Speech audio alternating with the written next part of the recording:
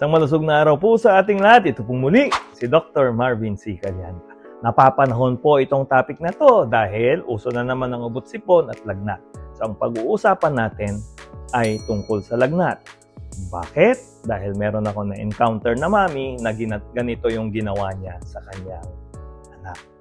So ordinarily, pag may lagnat ang bata, dapat alamin natin kung ano ang temperatura.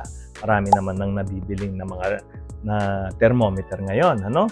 So, ayon sa mga eksperto, sinasabi nila na, 38 degrees pataas, pwede ka nang magbigay ng paracetamol. While others would say na 38.2 ang kanilang threshold bago magbigay ng paracetamol.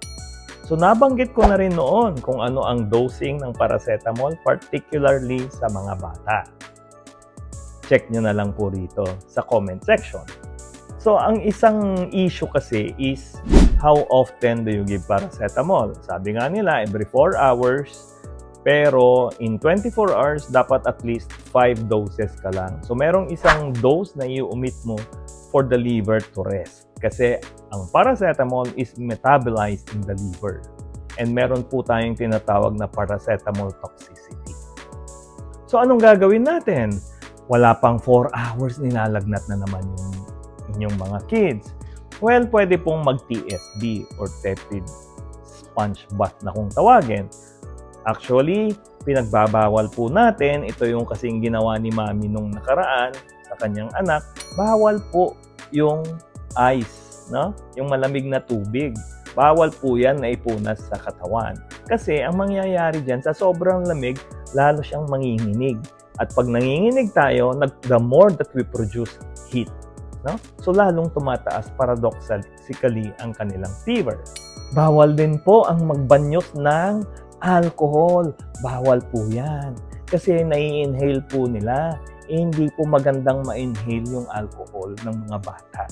Kasi may mga hindi magandang epekto sa lining ng airways at ng baga. So, tama lang po na yung tap water, yung galing sa ating nawasa or sa debomba. So, yung normal temperature niyan, pwede na pong gamitin for sponge bath. At pag nag-sponge bath, dapat po buong katawan. Pero in kids, dahil ang much of the surface area is nasa head, yun po ang i-priority natin.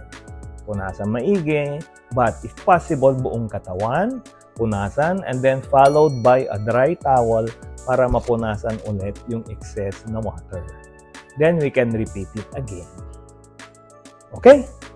Ito pong muli, si Dr. Marvin C. Calianta. Mag-ingat po tayo.